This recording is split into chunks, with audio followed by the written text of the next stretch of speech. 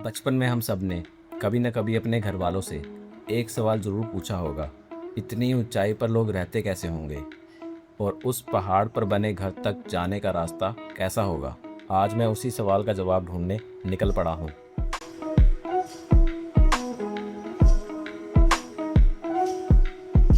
ये बर्फ़ से ढके नज़ारे, ये खूबसूरत वादियाँ, ये सिर्फ पहाड़ नहीं हैं, ये वही मंजिल है जिसका मुझे कब से इंतज़ार था। और अब मैं निकल पड़ा हूँ बुग्याल ट्रैक की तरफ, कुछ सवालों के जवाब ढूंढने।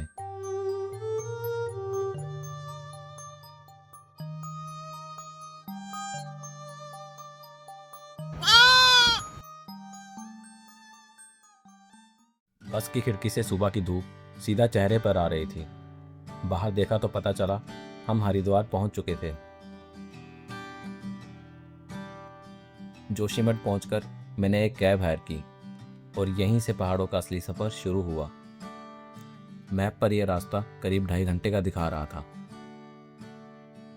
लेकिन पहाड़ों के रास्ते कभी उतने सीधे नहीं होते। मुझे गमसाली पहुंचने में लगभग 4 घंटे लग गए, लेकिन इस सफ़र का हर मिनट अपने आप में खूबसूरत था। एक तरफ ऊंचे पहाड़, दूसरी तरफ गहरी वादियाँ और साथ ही साथ बहती हुई धौली गंगा। हर मोड़ एक नया नज़ारा दिखा रहा था।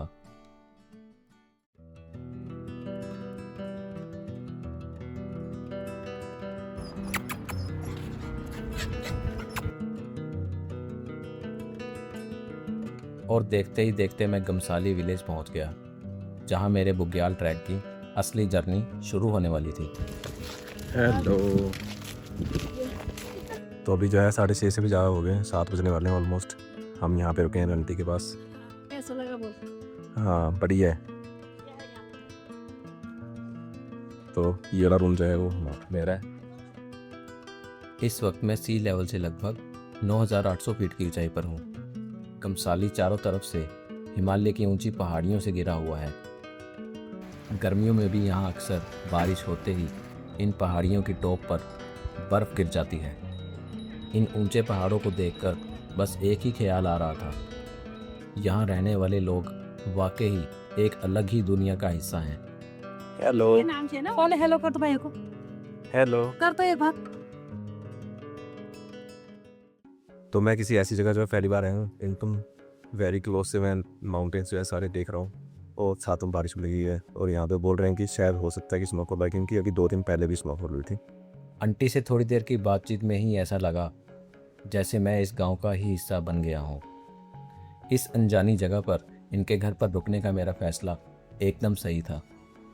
बाहर खाने का ऑप्शन होने के बाद भी इनके घर के बने हुए खाने का इनविटेशन मैंने हंसते हुए एक्सेप्ट कर लिया, क्योंकि इस फैमिली का केयरिंग नेचर मुझे अपनी फैमिली की ही याद दिला रहा था। तो कुछ इस टाइप का व्यू है गमसाली विलेज का मॉर्निंग का। ये है डे 2 ऑफ गमसाली विलेज। और यहाँ पे जैसे कि आप देख रहे हो पहाड़ कितने ज़्यादा हैं, पास हैं, कि ठंड बहुत ज़्यादा है ना। और मैं अपने गर्मी में कपड़े लेके आया हुआ था, तो यहाँ पे जिनके पास मैं रुका हुआ था ना, उन्होंने मुझे ये जैकेट दी है पहनने के लिए, क्योंकि जहाँ पे अभी हम जा रहे हैं ट्राई करने, वहाँ पे बोल रहे हैं कि इस कपड़ों में जाया नहीं जाएगा। तो अब मुझे ये जैकेट जो है वापस रिटर्न भी करनी है वापसी में। तो अब चलते हैं यहाँ से।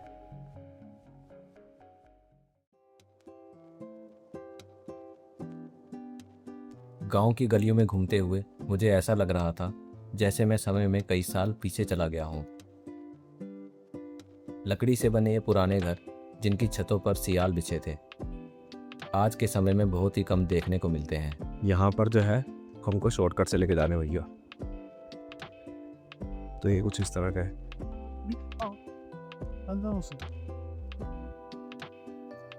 यहाँ के सभी लोग अपने सारे प्रोग्राम्स यहीं सेलिब्रेट करते हैं। अगर मैं 2 दिन पहले आता तो शायद मैं भी एक फंक्शन का पार्ट बन सकता था। HDFC बैंक भी है भाई यहाँ पे।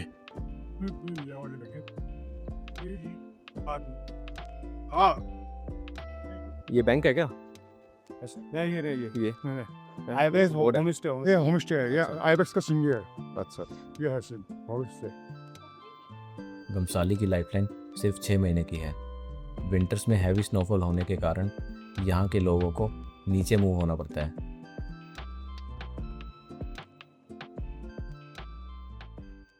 अब पीछे छूट रहा था एक गांव और सामने था सिर्फ पहाड़ों का रास्ता। आगे क्या मिलने वाला था इसका अंदाज़ा नहीं था, लेकिन इतना ज़रूर था कि ये सफ़र यादगार होने वाला है।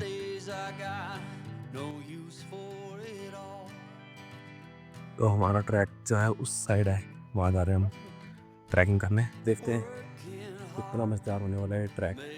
धूप हो जाने लग रही है, उतारनी पड़ेगी यहाँ पे, लेकिन आगे जाके इसकी ज़रूरत पड़ेगी ही पड़ेगी। तो देख लेते हैं। तो अभी ट्रैक कर रहे हुए हमको जो है 5 मिनट हो गए हैं और अभी से ही जो है जैकेट निकाल दी है क्योंकि अभी थोड़ी गर्मी लग रही है। चलते हैं आगे, दिखाते हैं आपको आगे का व्यू। इस पहाड़ी रास्ते पर चलते हुए ठंडी हवा हर कदम को आसान बना रही थी। नीचे बहती हुई नदी की आवाज़ और चारों तरफ फैली हुई खामोशी, यही तो मैं ढूंढने निकला था।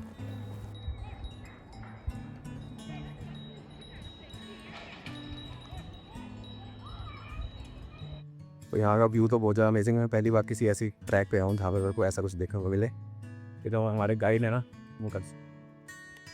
वो यहाँ पे कुछ बन रहा है, देखते हैं क्या बन रहा है।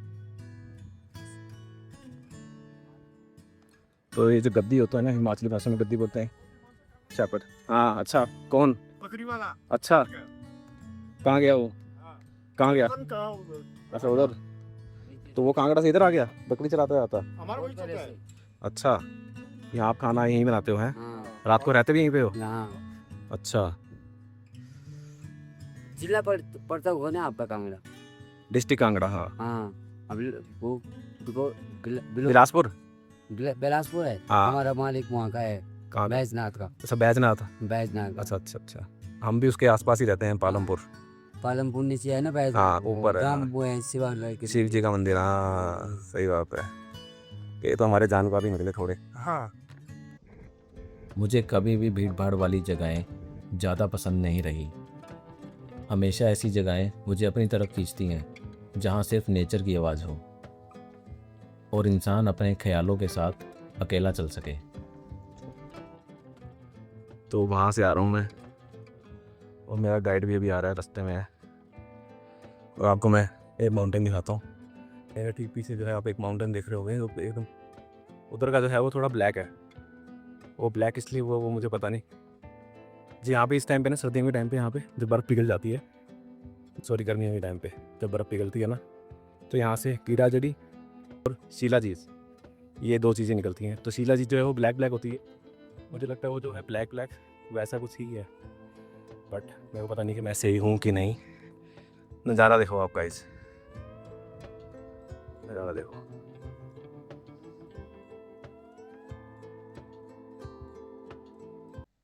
दूर से दिख रहा ये बड़ा पहाड़ काफ़ी एडवेंचरस लग रहा था। गाइड का इशारा मिलते ही मैंने भी इस पे क्लाइंब करने का डिसीज़न ले लिया। दिखने में इस पहाड़ की चढ़ाई जितनी आसान लग रही थी उतनी थी नहीं। पहाड़ों की एक बात मुझे हमेशा पसंद आती है, ये कभी शॉर्टकट नहीं देते। हर मीटर के साथ ये तुम्हारी हिम्मत भी टेस्ट करते हैं। कई बार पैर रुकना चाहते थे, लेकिन एक्साइटमेंट हर बार एक और कदम चलने पर मजबूर कर रही थी। मैं बार बार एक ही जगह खड़ा होकर अलग अलग तरफ देख रहा था। हर डायरेक्शन में एक नया नज़ारा था। किसी तरफ बर्फ से ढकी चोटियां, किसी तरफ गहरी वादियां, और कहीं दूर बादल पहाड़ों के साथ आंख मिचौली खेल रहे थे। उस वक्त लगा कि अगर यहीं घंटों बैठा रहूं तब भी शायद ये मंजर देखकर मन नहीं भरेगा।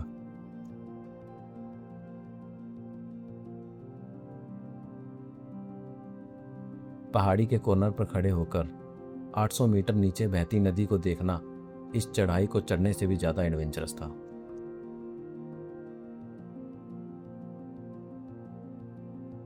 तो गाइस अभी मैंने अपने गाइड से पूछा, उसने बताया, मुझे लगा कि मिड पॉइंट आ गया होगा, बट मिड पॉइंट ये नहीं है। अभी मिड पॉइंट और आ गया है, और जो पीछे आप पहाड़ी देख रहे हो ना, ग्लेशियर पूरा वाइट वाला, तो वहाँ से भी हमको मतलब उसके बिल्कुल पास पर जाना है।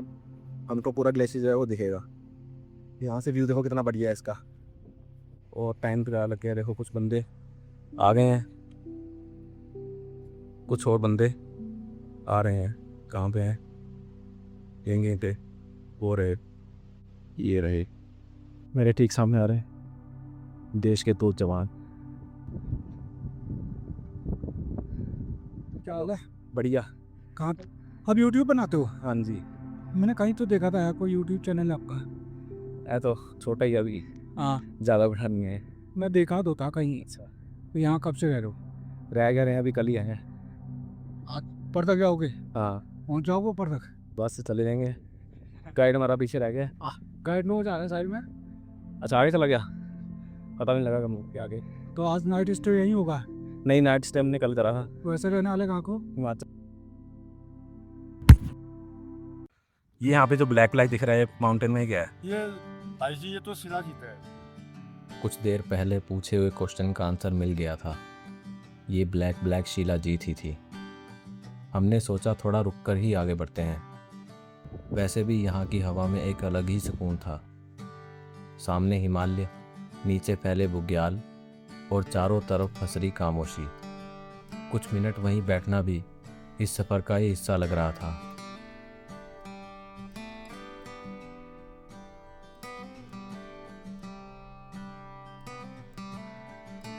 यहाँ से देखो व्यू कैसा लग रहा है इस ग्लेशियर का, पूरी माउंटेन पीक्स, और वहाँ पे सामने देखो। बस एक लास्ट माउंटेन और चढ़ना है हमने, बस उसके बाद मैं आपको दिखाता हूँ पूरा व्यू। मुझे इस ट्रैक की एक चीज़ सबसे ज़्यादा पसंद आई।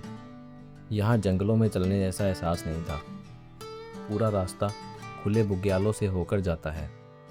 चारों तरफ सिर्फ हरी घास, ठंडी हवा और सामने हिमालय। ऐसा लग रहा था जैसे हर कदम के साथ नज़ारा और भी बड़ा होता जा रहा हो। अपनी मंजिल पर पहुंचकर मेरी सारी थकान गायब हो गई। सामने दूर तक फैली बर्फ़ की चोटियां, आसमान में तैरते हुए बादल और नीचे ग्रीनलैंड। यही वो खूबसूरती थी जिसके लिए मैं इतनी दूर तक आया था। तो यहाँ से आगे भी जो है ना एक ट्रैक होता है, जो कि टोटल 10 से 12 दिन का ट्रैक है। माना विलेज की साइड जो है वो ट्रैक जाता है, और आगे भैया बता रहे हैं कि मतलब ज़्यादा चढ़ाई वाला रास्ता नहीं है, थोड़ा प्लेन सही है।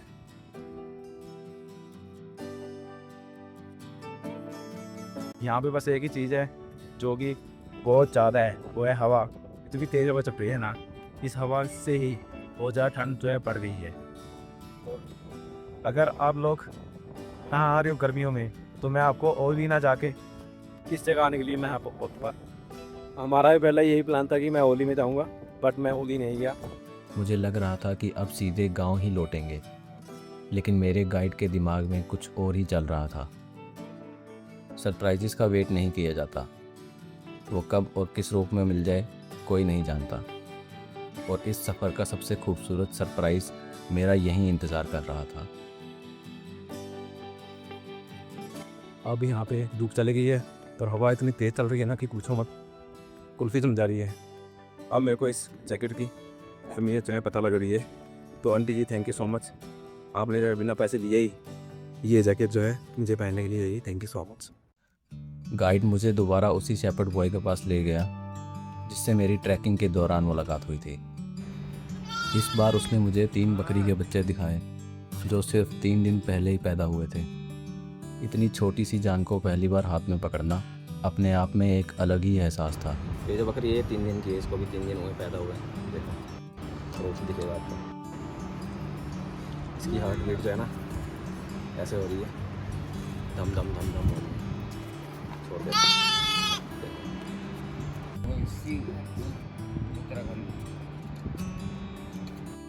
उसके बाद हम वहीं बैठकर बातें करते रहे। मैं उसकी ज़िंदगी के बारे में जानने की कोशिश कर रहा था और वो बड़े आराम से अपनी दुनिया के बारे में बताता जा रहा था।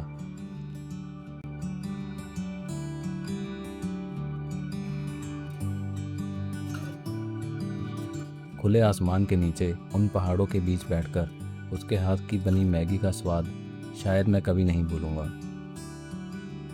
शायद मैगी खास नहीं थी, लेकिन जिस जगह, जिस इंसान के साथ और जिस अपनेपन से वो मैगी बनी थी, उसने उस पल को खास बना दिया था। तो यहाँ पे अभी मैगी खाई ना हमने, ये भाई कहने मुझे लगा कि ये शेपर्ड वाला भैया जो है ये पैसे तो देगा, मतलब मैगी बनानी है, बट इन्होंने लिए नहीं। ये देखो इनका सिक्योरिटी गार्ड।